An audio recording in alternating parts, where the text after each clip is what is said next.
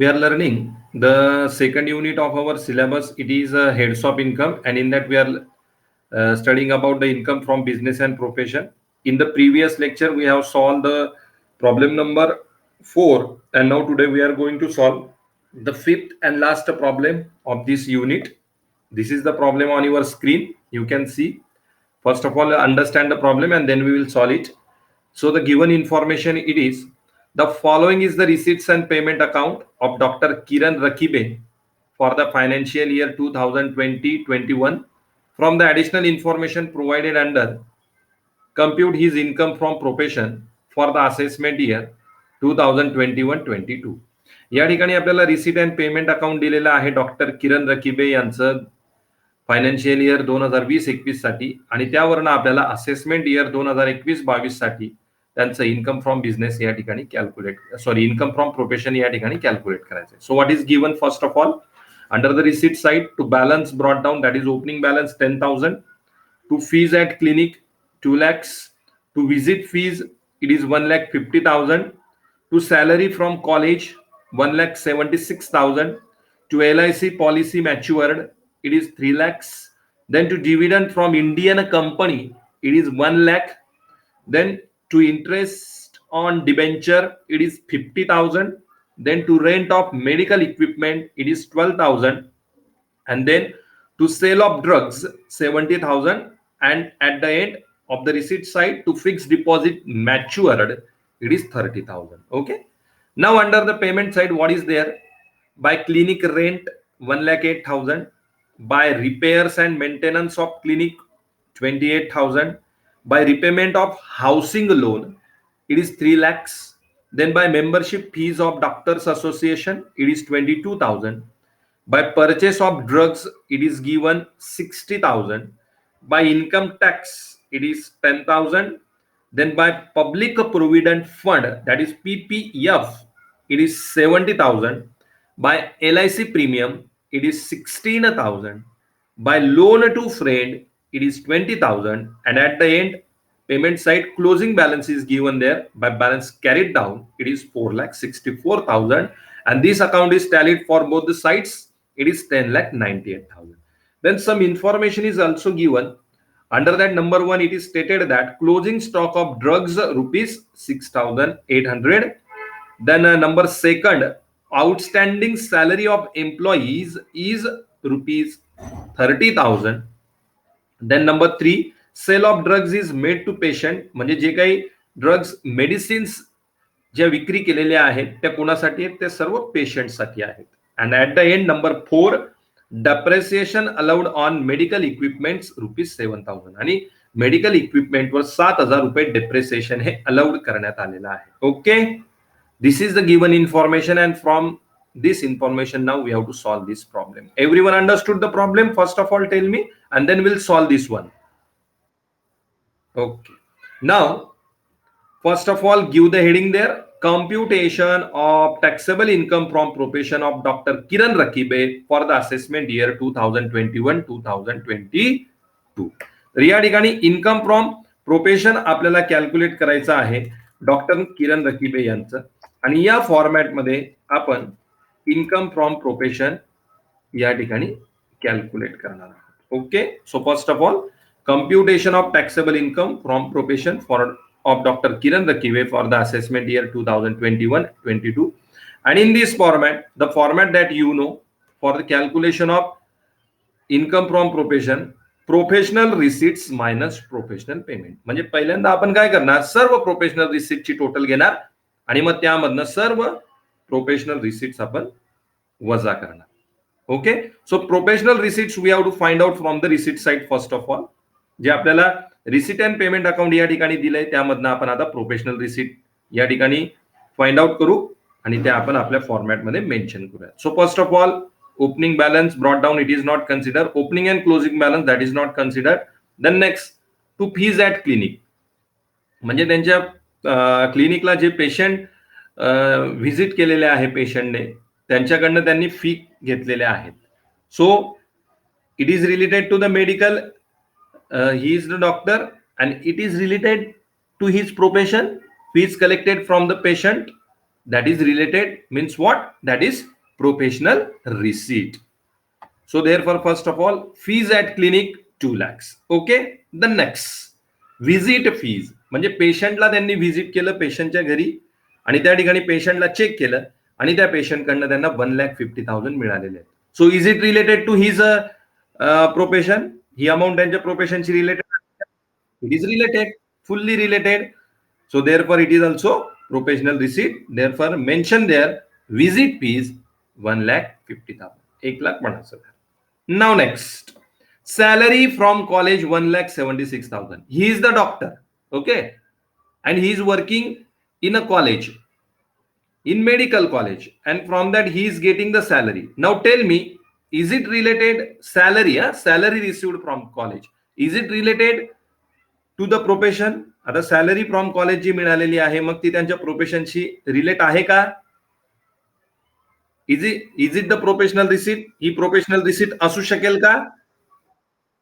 Very good, very good. It is not a professional receipt. आता professional receipt काय असेल? म्हणजे त्यांना जे काही उत्पन्न त्यांच्या हॉस्पिटलमधनं मिळणार आहे त्याला प्रोफेशनल रिसीट म्हटलं जाईल. सॅलरी फ्रॉम कॉलेज, सॅलरी त्यांना मिळालं, उत्पन्न त्यांना मिळालं, पण कुठे? ज्या कॉलेजमध्ये ते जॉब करतात ऍज अ मेडिकल टीचर म्हणून त्या ठिकाणी. त्यामुळे ही अमाऊंट प्रोफेशनल रिसीट नाही. Okay. Now next one, LIC policy matured 3 lakhs. त्यांची स्वतःची LIC पॉलिसी असेल, ती मॅच्युअर्ड झाली आणि त्याचे त्यांना 3 लाख रुपये मिळाले.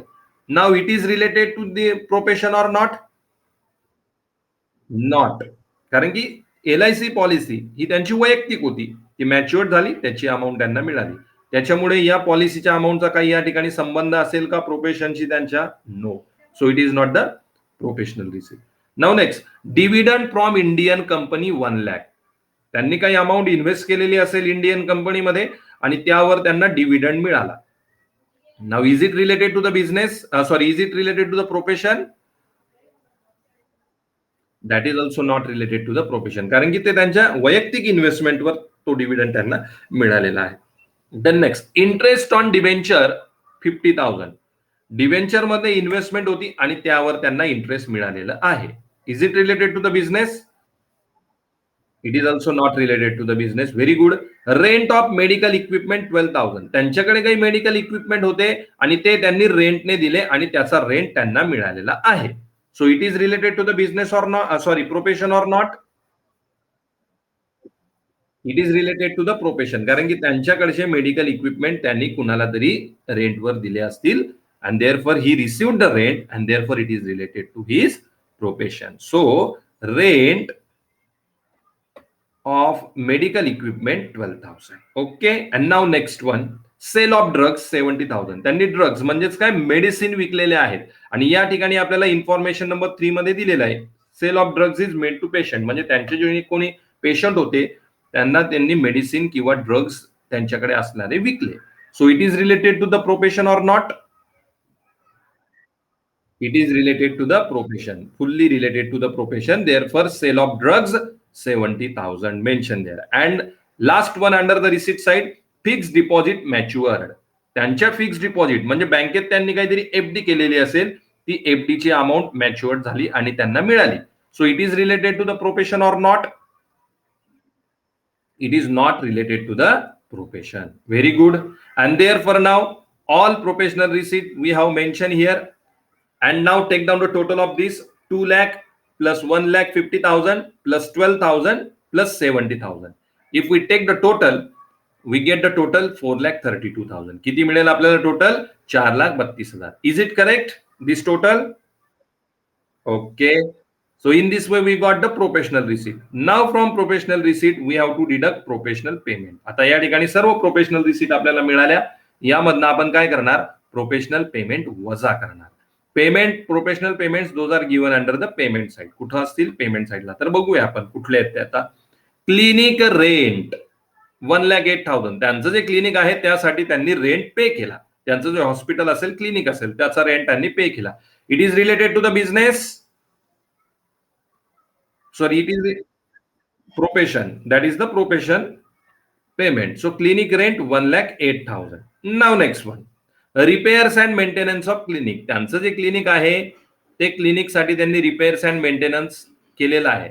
So is it related to the profession? Very good. It is related to the profession. So repairs and maintenance of clinic 28,000. Now next one. By repayment of housing loan 3 lakhs. त्यांचं स्वतःचं घर आहे आणि त्याच्यावरचं लोन त्यांनी repayment केलेलं आहे 3 लाखाचं. It is related to his profession or not? स्वतःच्या घरासाठी पे केलेला हाऊसिंग लोन हे त्यांच्या प्रोफेशनशी निगडीत असेल का? No, that is not the professional payment. So therefore it is not included there. Then membership fees of Doctors Association 22,000. Doctor असोसिएशनचे ते मेंबर आहेत आणि त्याच्यासाठी त्यांनी मेंबरशिप फी ही पे केलेली आहे. So it is related to the profession or not? It is related to the profession. So therefore membership fees of Doctors Association 22,000. Now next one, purchase of drugs or purchase of medicine 60,000. Is it related to the profession? And one more information is given there. Closing stock of drugs rupees 6,800. ड्रग्सचा closing stock म्हणजे मागचा शिल्लक जो stock आहे तो सुद्धा त्या ठिकाणी आहे. किती अमाऊंट आहे?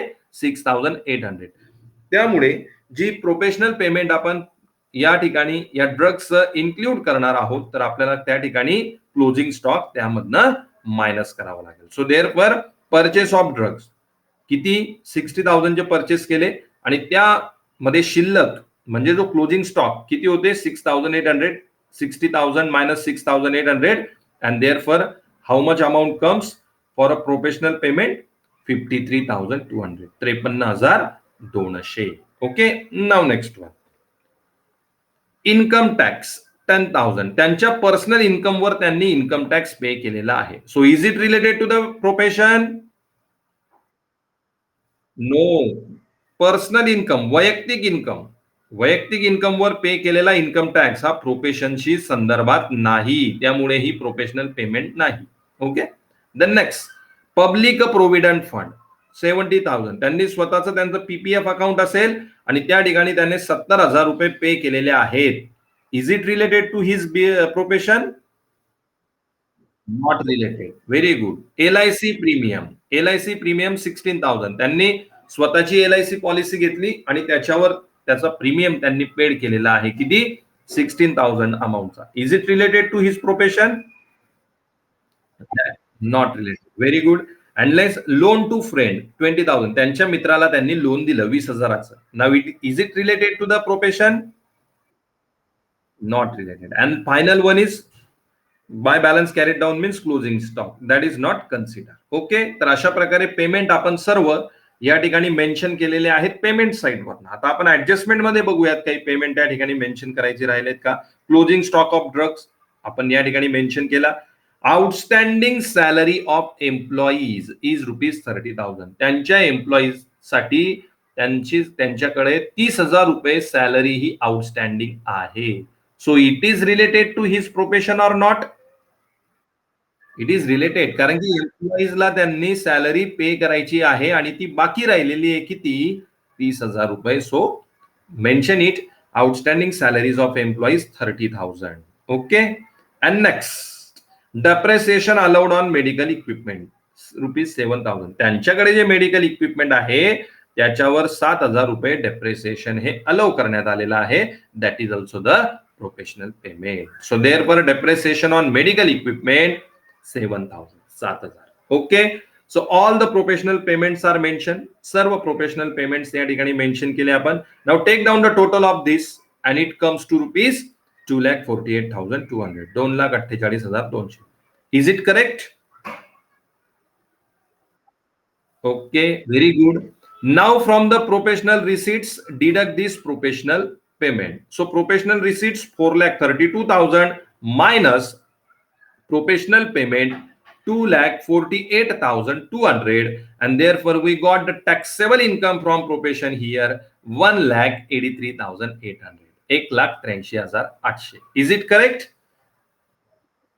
Okay. So in this way we get here the professional income of Dr. Kiran Rakibe for the assessment year 2021-2022, it is 1,83,800. 1,83,800. Understood everyone this problem? Okay, so in this way we have solved 3 problems on income from business and 2 problems on income from profession. Those were asked in the previous year question paper. मागच्या प्रश्नपत्रिकेतले हे problem आपण सर्व solve केलेले आहेत बिझनेसशी संदर्भात आणि प्रोफेशनशी संदर्भात. Okay, and therefore we wind up this income from business and profession, आणि त्यामुळे income from business and profession हा टॉपिक आपण या ठिकाणी कव्हर करत आहोत. Okay, in today's lecture we are also going to discuss 2 more heads of income, that is capital gain as well as the income from profession. यानंतर आजच्याच lecture मध्ये आपण पुढचे जे 2 हेड आहेत, आतापर्यंत आपण 3 हेड अभ्यासले, income from salary, income from business, income from house property and income from business and profession. Next 2 head, that is capital gain and other sources. These also we are going to study in today's lecture. आजच्याच lecture मध्ये आपण त्याचा अभ्यास करणार आहोत. Salary, house property, business profession. On this we have to solve the problem. या 3 हेडवर आपल्याला प्रॉब्लेम सॉल्व्ह करायचे आहे. आणि capital gain and other sources, that is only for the theory. Capital gain आणि अदर सोर्सेस हे फक्त आपल्याला थिअरॉटिकल पद्धतीने अभ्यासायचे आहे as per our syllabus. But when we are going to study unit number 3, ज्यावेळेस आपण युनिट नंबर 3 अभ्यासणार आहोत, calculation of total taxable income and tax liability of an individual, म्हणजे संपूर्ण टॅक्सेबल इन्कम आपल्याला या ठिकाणी कॅल्क्युलेट करायचा आणि त्यावर टॅक्स लायबिलिटी सुद्धा फाइंड आउट करायची आहे 3ऱ्या युनिटमध्ये. त्यावेळेस कॅपिटल गेन आणि अदर सोर्सेसची थिअरी आपल्यासाठी महत्वपूर्ण असणार आहे. So therefore now the next head that we are going to study today, it is what? It is income from capital gain. Okay, so capital gain. Now first question arise there, what is capital gain? आता या ठिकाणी पहिला प्रश्न आपल्या डोळ्यासमोर उभा राहतो, capital gain म्हणजे काय? तर कॅपिटल गेन म्हणजे काय, त्याचा अर्थ आपण सर्वप्रथम समजून घेऊया. Any gain arising from the transfer of capital asset during a previous year is chargeable to tax under the head capital gain in the immediately following assessment year if it is not eligible for exemption under section 54, 54B, 54D, 54EC, 54G and 54GA. तर या ठिकाणी capital gain म्हणजे काय? मागील वर्षात कुठल्याही प्रकारची capital asset transfer केल्यामुळे किंवा कॅपिटल असेटची विक्री केल्यामुळे जो गेन मिळत असतो किंवा जो प्रॉफिट मिळत असतो, त्या प्रॉफिटवर जो टॅक्स, त्या प्रॉफिटला काय म्हटलं जातं? Capital gain. आणि तो कुठल्या हेड अंतर्गत चार्जेबल आहे किंवा टॅक्सेबल आहे? Income from capital gain. जे पुढचा असेसमेंट इयर येणार असेल त्या असेसमेंट इयर मध्ये हा कॅपिटल गेन हा टॅक्सेबल असतो. If it is not eligible, जर या विविध सेक्शन अंतर्गत तो डिडक्शन म्हणून नसेल तर कुठले ते section? Section 54, section 54B, section 54D, section 54EC, section 54G and section 54GA. So therefore the definition of capital gain is what? Any gain arising from the transfer or sale of the capital asset during a previous year is chargeable to tax under the head capital gain in the immediately following assessment year. Capital gain म्हणजे अशा प्रकारचा profit जो मागील वर्षामध्ये कुठल्याही प्रकारची asset transfer केली असेल किंवा विक्री केली असेल त्यामुळे प्राप्त होतो आणि तो कुठल्या हेड अंतर्गत टॅक्सेबल असतो? येणाऱ्या असेसमेंट इयर मध्ये income from capital gain. Okay, so in this way it is the meaning of the capital gain. अशामुळे आपण हे अशा प्रकारे आपण कॅपिटल गेनचं मिनिंग या ठिकाणी अभ्यासलंय. एव्हरीवन अंडरस्टूड दिस मिनिंग? प्रत्येकाला समजलंय? Everyone understood the meaning of the capital gain? Okay. Capital gain under section 48 means any profit or gain arising from the sale or transfer of capital asset. Section 48 नुसार capital gain म्हणजे काय? कुठल्याही प्रकारचा profit, कुठल्याही प्रकारचा gain जो capital asset च्या sale किंवा ट्रान्सफरमुळे मिळत असतो, त्याला कॅपिटल गेन असं संबोधलं जातं. Okay, so in this way it is the meaning of the capital gain. Now here what is capital asset. आता आपण डेफिनेशन बघताना काय डेफिनेशन बघितली, any gain or profit arise from the transfer or sale of the capital asset that is called as the capital gain. म्हणजे capital asset transfer केल्यामुळे, capital असेटची विक्री केल्यामुळे जो गेन, जो प्रॉफिट मिळत असतो त्याला कॅपिटल गेन असं म्हटलं जातं. या ठिकाणी कॅपिटल असेट म्हणजे काय. Now what is that. Capital asset means property of any kind held by the assessee. Capital asset म्हणजे कुठल्याही प्रकारची प्रॉपर्टी की जी असेसीच्या मालकीची आहे, त्या प्रॉपर्टीला कॅपिटल असेट म्हटलं जातं. How ever it does not include, यामध्ये खालील असेटचा समावेश होत नाही. पहिल्यांदा कॅपिटल असेट म्हणजे काय, एका वाक्यात समजून घ्या. Capital asset means property of any kind held by an assessee. कुठल्याही प्रकारची प्रॉपर्टी जी असेसीच्या मालकीची असेल अशा प्रॉपर्टीला कॅपिटल असेट म्हटलं जातं. How ever it does not include, यामध्ये खालील असेटचा समावेश होत नाही. कुठली, stock, stores, raw materials held by business. Business कडे असणारा स्टॉक, स्टोअर्स, रॉ मटेरियल्स याचा समावेश कॅपिटल असेट मध्ये होणार नाही. गोल्ड बॉन्ड्स, गोल्ड बॉन्ड्स, बरेच लोकांकडे गोल्ड बॉन्ड असतात किंवा ते गोल्ड बॉन्ड मध्ये इन्व्हेस्टमेंट करतात. गोल्ड बॉन्ड सुद्धा कॅपिटल असेट नाहीत. रुरल ऍग्रिकल्चर लँड, स्वतःकडे असणारी शेती जी ग्रामीण भागात आहे त्याला सुद्धा कॅपिटल असेट संबोधलं जात नाही. Personal effect like furniture, motor car, AC, refrigerator, आपल्याकडे असणारं furniture, motor car, AC, refrigerator याला सुद्धा कॅपिटल असेट म्हटलं जात नाही. Jewellery held for personal use is treated as capital asset. Jewellery includes, आता या ठिकाणी ह्या ज्या 4 असेट्स आपण बघितल्यात, stock, stores, raw materials held in business, business मध्ये असणारं stock, stores, raw material held हे कॅपिटल असेट नाही. गोल्ड बॉन्ड्स कॅपिटल असेट नाहीत. रुरल ऍग्रिकल्चर लँड सुद्धा कॅपिटल असेट नाही. Furniture, motor car, AC, refrigerator या सुद्धा कॅपिटल असेट नाही. परंतु jewellery held for personal use is treated as capital asset. पण आपल्याकडे असणारी ज्वेलरी, दागिने हे मात्र कॅपिटल असेट आहेत. Jewellery includes ornaments made of gold, silver, platinum or any other precious metal or stone. कुठल्या प्रकारची ज्वेलरी, जी ज्वेलरी सोन्याची असेल, सिल्वर चांदीची असेल, प्लॅटिनमची असेल किंवा कुठल्याही प्रकारचे जड जवाहीर म्हणजे प्रेशियस मेटल किंवा स्टोन असतील, याच्या स्वरूपातली जी ज्वेलरी असेल त्या ज्वेलरीला कॅपिटल असेट संबोधलं जाईल. Okay, understood this. So it is about the capital asset. समजलंय प्रत्येकाला. Okay, capital assets are 2 types. आता या ठिकाणी कॅपिटल असेटचे 2 प्रकार आहेत. Number 1 long term capital asset and number 2 short term capital asset. 2 प्रकार आहेत, long term capital asset and short term capital asset. So first of all short term capital asset. पहिल्यांदा आपण काय करूयात, शॉर्ट टर्म कॅपिटल असेट म्हणजे काय ते समजून घेऊयात या ठिकाणी. Short-term capital asset means a capital asset held by the assessee for not more than 36 months immediately prior to its date of transfer. The short-term capital asset म्हणजे अशा प्रकारची कॅपिटल असेट ज्या डेटला ती असेट ट्रान्सफर केलेली असेल किंवा sale केलेली असेल त्या डेट पूर्वी कमीत कमी 36 महिन्या म्हणजे 36 महिन्यापेक्षा जास्त कालावधीसाठी ती असेट असेसीच्या मालकीची नसावी. म्हणजे ज्या डेटला ही असेट असेसीने ट्रान्सफर केली असेल, सेल केलेली असेल, त्या डेटला 36 महिन्यापेक्षा जास्त कालावधीसाठी ती असेट असेसीने हेल्ड केलेली नसावी, म्हणजेच ती असेट असेसीच्या मालकीची नसावी. अशा असेटला शॉर्ट टर्म कॅपिटल असेट असं म्हटलं जातं. Understood.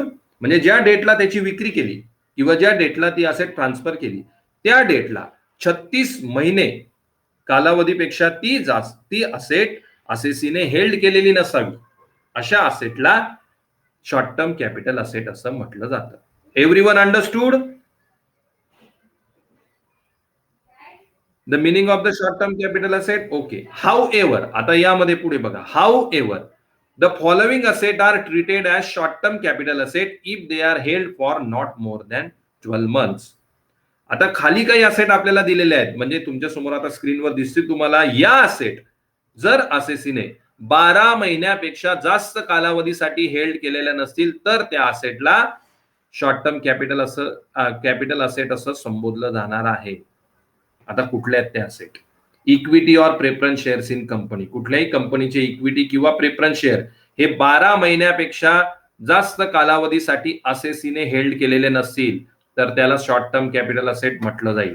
Then securities like debentures, government securities listed in recognized stock exchange in India.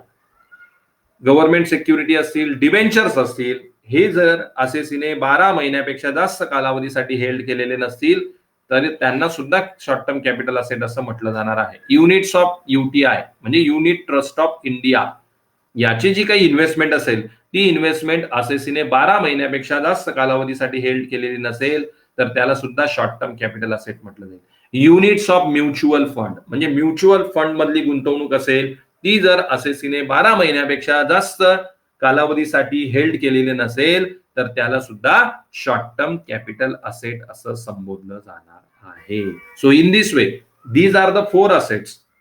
If these assets are not held by the assessee more than 12 months, these are also included in the category of short term capital asset. Understood everyone? About any doubt? If you have any doubt, any difficulty regarding this short term capital asset, you can ask me. जर काही शंका असेल, यातला काही मुद्दा समजलेला नसेल तर विचारू शकता. Okay, now everyone understood? No question, no difficulty? Okay, now we are going to study the next type of the capital asset. It is the long term capital asset. पुढचा जो प्रकार आहे तो आहे long term capital asset. Now what is that? An asset which is held by an assessee for less than 36 months immediately before its transfer is called long term capital asset.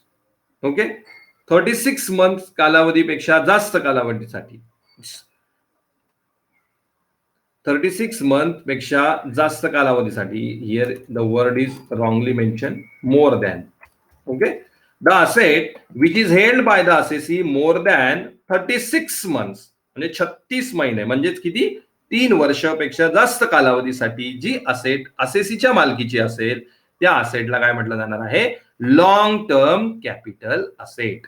In other words, an asset which is transferred on or after 36 months of its acquisition by assessee is called long term capital asset. म्हणजे 36 महिन्यानंतर ज्या असेटचं transfer किंवा ज्या असेटची विक्री असेसीने केलेली असेल त्या असेटला काय म्हटलं जाणार आहे? Long term capital asset. The asset which is held by the assessee for the period of more than 36 months and after that assessee has sold or transferred that asset, at that time such kind of asset is called as the long term capital asset. म्हणजे 36 महिन्यापेक्षा जास्त कालावधीसाठी ती asset असेसीच्या मालकीची आहे आणि त्यानंतर असेसीने ती असेट ट्रान्सफर केली किंवा तिची विक्री केली तर त्या असेटला काय संबोधलं जाणार आहे? Long term capital asset. Understood now everyone? Okay, so it is about the long term capital asset. Now types of capital gain. There are 2 types of capital gain: short term capital gain and long term capital gain. Very simple definition. The gain arise from the transfer or sale of short term capital asset. That capital gain is called as the short term capital gain. जो gain किंवा जो profit short term capital असेटची विक्री किंवा transfer केल्यामुळे मिळालेला असेल त्या गेनला काय म्हटलं जाणार आहे? Short term capital gain. Simple definition लक्षात ठेवायची. आणि long term capital gain, the gain arise due to the transfer or sale of the long term capital asset, that gain is called as the long term capital gain. असा gain की जो long term capital asset विक्री केल्यामुळे किंवा transfer केल्यामुळे प्राप्त झालेला असेल त्या गेनला काय म्हटलं जाणार आहे? That is called as the long term capital gain. So therefore these are the 2 types of the capital gain. One is the short term capital gain and another one is the long term capital gain. Understood everyone? समजलंय सर्वांना? Okay, now next capital gain tax. आता capital gain tax म्हणजे काय? Tax payable on profits made on the sale or transfer of certain types of assets, that is capital asset, by a company or individual. That tax is called as the capital gain tax. म्हणजे जो tax एखादी asset transfer केल्यामुळे, म्हणजे capital asset transfer केल्यामुळे किंवा विक्री केल्यामुळे जो गेन किंवा जो प्रॉफिट मिळालेला आहे, अशा प्रॉफिटवर जो टॅक्स कंपनी किंवा इंडिव्हिज्युअल पे करत असतो, त्या टॅक्सला काय म्हटलं जाणार आहे? That is called as the capital gain tax. त्याला कॅपिटल गेन टॅक्स असं म्हटलं जाणार आहे. Understood this? The meaning of the capital gain tax समजलंय सर्वांना? Okay, now next capital gain tax rate. आता कॅपिटल गेन टॅक्सचा रेट काय आहे? कुठल्या रेटने हा टॅक्स या ठिकाणी कॅल्क्युलेट केला जाणार आहे गेन किंवा प्रॉफिटवर? टॅक्स रेट ऑफ एसटीसीजी म्हणजे काय? Short term capital gain covered under section 111A is charge to tax at the rate 15%. Short term capital gain किती रेट आहे त्याचा? शॉर्ट टर्म कॅपिटल गेन टॅक्सचा रेट 15%. लक्षात ठेवा, युनिट क्रमांक 3 ज्यावेळेस आपण त्याचे प्रॉब्लेम सॉल्व्ह करणार आहोत, युनिट क्रमांक 3, त्यावेळेस ही इन्फॉर्मेशन त्या ठिकाणी महत्वपूर्ण ठरणार आहे. Short term capital gain tax rate 15% and long term capital gain tax rate 20%. Short term capital गेनचा टॅक्स रेट किती आहे? 15% आणि लॉंग टर्म कॅपिटल गेनचा टॅक्स रेट किती आहे? 20%. ही इन्फॉर्मेशन आपल्याला युनिट क्रमांक 3 च्या वेळेस कामास येईल. किंवा परीक्षा जर एमसीक्यू स्वरूपाने झाली आणि त्या ठिकाणी तुम्हाला प्रश्न विचारण्यात आला, short term capital gain is dash dash percent, तर तुमच्याकडे जे 4 ऑप्शन त्या ठिकाणी दिलेले असतील, त्यामध्ये तुमचा पर्याय काय असणार आहे? बरोबरचा पर्याय करेक्ट ऑप्शन 15%. त्यामुळे लक्षात ठेवा, short term capital gain it is the 15% and long term capital gain it is at the rate 20%. Okay, understood everyone? Okay, now the next and last point आपण बघूयात कॅपिटल गेनच्या संदर्भात. Computation of capital gain. आपल्याला या ठिकाणी कुठल्याही प्रकारचे problem capital गेनवर solve करायचे नाही, परंतु फक्त आपल्या माहितीसाठी हा जो फॉर्मॅट आहे, या फॉर्मॅटनुसार कॅपिटल गेन कॅल्क्युलेट केला जात असतो. आता कुठला फॉर्मॅट आहे? पहिल्यांदा काय? फुल व्हॅल्यू ऑफ कन्सिडरेशन, म्हणजे ज्या अमाऊंटला आपण ती असेट विकलेली आहे किंवा ट्रान्सफर केलेली आहे, ती अमाऊंट सर्वप्रथम या ठिकाणी आपण दाखवायची. देन लेस, यामधनं काय वजा करायचं? कॉस्ट ऑफ ऍक्विजिशन, ती असेट अक्वायर करण्यासाठी आपल्याला किती किंमत लागलेली होती. देन कॉस्ट ऑफ इम्प्रुव्हमेंट, त्या असेटचं जर आपण काही मेंटेनन्स केलेलं असेल तर त्या कॉस्टला काय म्हटलं जात असतं? Cost of improvement. ती कॉस्ट यातनं वजा करायची. एक्सपेंडिचर ऑन ट्रान्सफर, असेट विक्री करताना आपल्याला जो काही खर्च आलेला आहे तो खर्च, या 3 अमाऊंट फुल व्हॅल्यू कन्सिडरेशन मधनं वजा करायच्या. ओके, मग आपल्याला कुठली अमाऊंट फाइंड आउट होणार आहे? Gross capital gain. कुठली अमाऊंट? Gross capital gain. आणि यामधनं काय वजा करायचं? लेस एक्झम्पशन्स under section 54.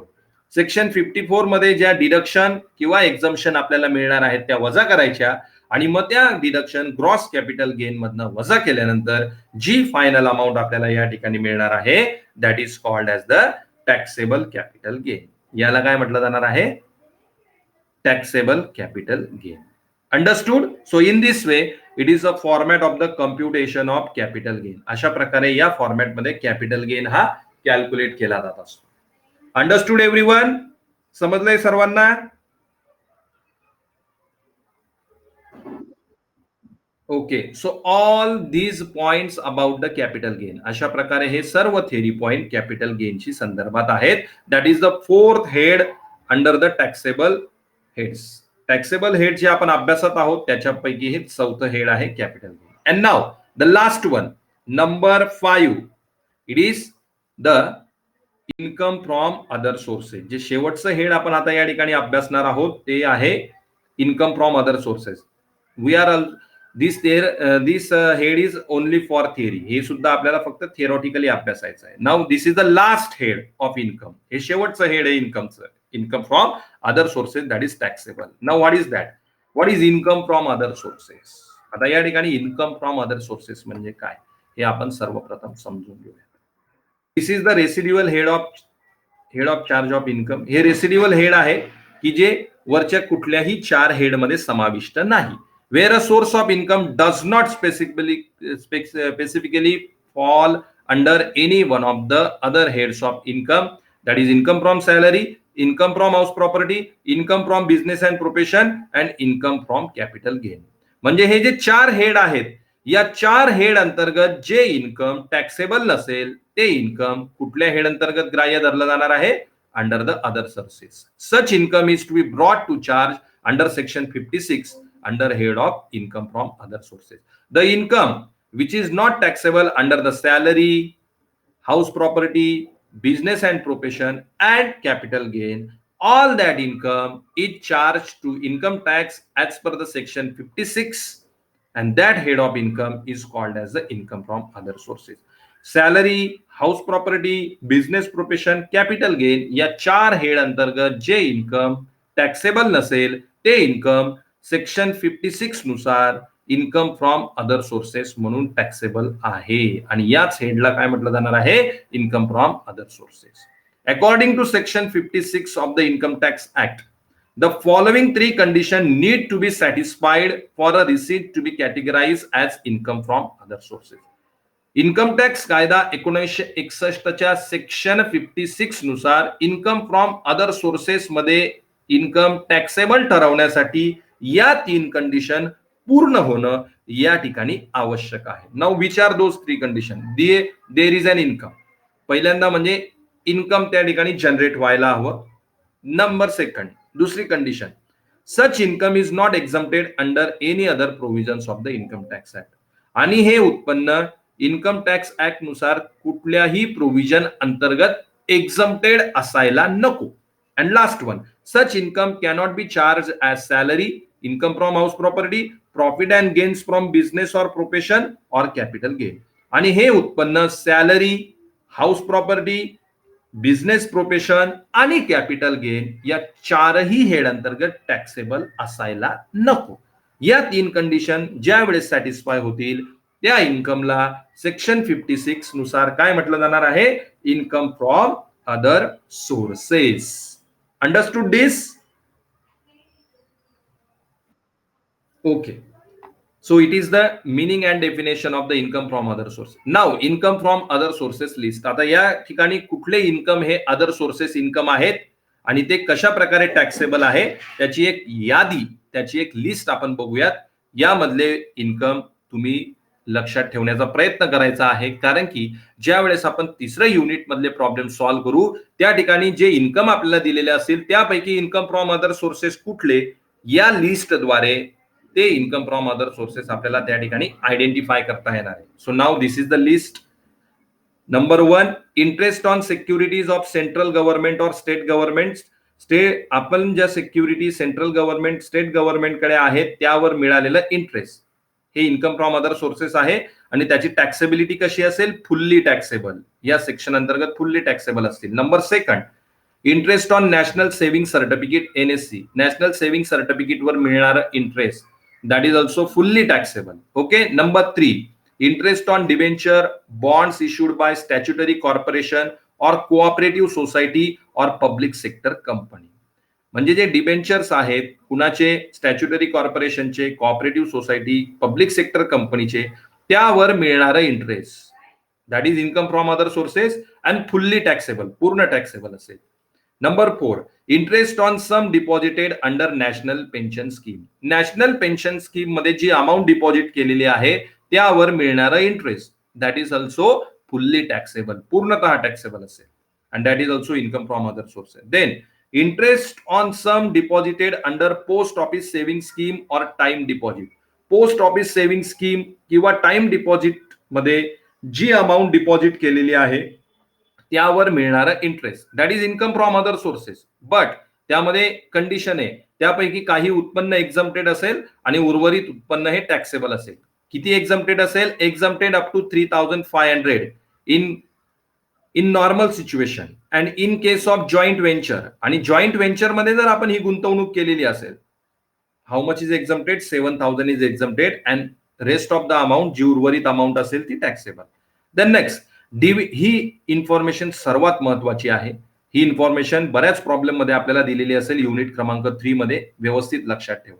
Dividend received from any Indian company or domestic company, कुठल्याही डोमेस्टिक कंपनी किंवा इंडियन कंपनीकडनं डिव्हिडंड मिळालेला असेल, that is income from other sources. ते इन्कम फ्रॉम अदर सोर्सेस असेल, but it is fully exempted. ते कसं असणार आहे?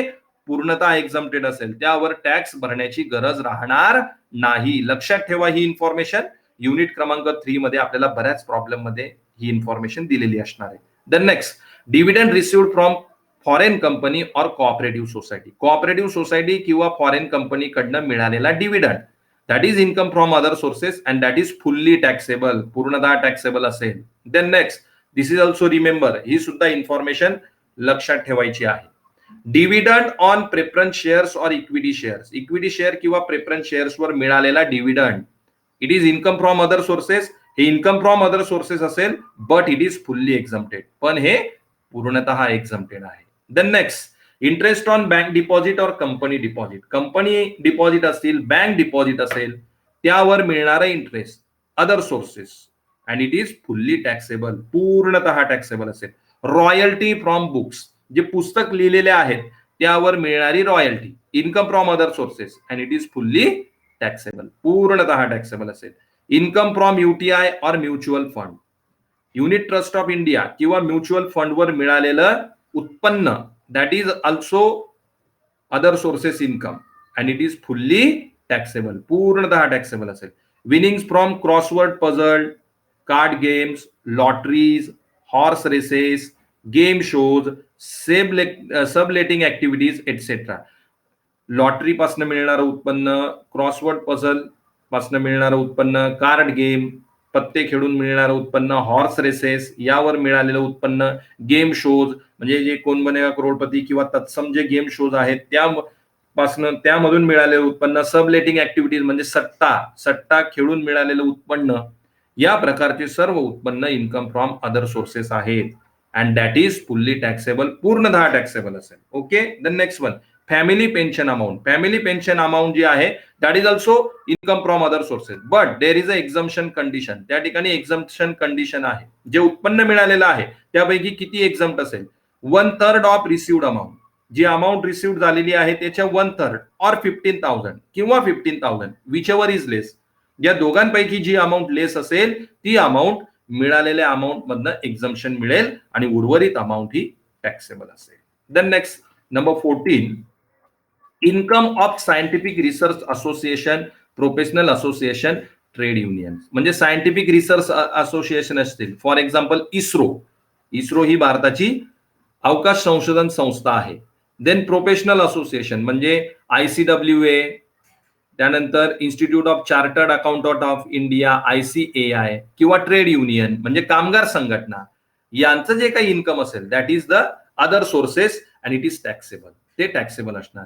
Interest on PPF, public provident fund, म्हणजे आपलं PPF अकाउंट असेल आणि त्यावर जे इंटरेस्ट मिळतं that is income from other sources. त्याला इन्कम फ्रॉम अदर सोर्सेस असं म्हटलं जातं, but it is fully exempted, ते पूर्णतः एक्झम्प्टेड आहे. Then interest on own contribution to unrecognised provident fund, म्हणजे जो अनरेकग्नाइज प्रोव्हिडंट फंड असेल त्याला जे काही कंट्रीब्युशन केलेलं आहे आणि त्यावर जे काही इंटरेस्ट मिळालेला असेल दॅट इज फुल्ली टॅक्सेबल, पूर्ण taxable. Income of local authority म्हणजे Pune municipal corporation, Pimpri Chinchwad municipal corporation, gram panchayat, Zilla Parishad, अशा ज्या लोकल ऑथॉरिटी आहेत यांना जे उत्पन्न प्राप्त होतं that is other sources income, but that is fully exempted, पूर्णतः एक्झम्प्टेड असेल. इन्कम टॅक्स रिफंड, इन्कम टॅक्सचा जो रिफंड मिळतो that is other sources and that is fully taxable, पूर्णतः टॅक्सेबल.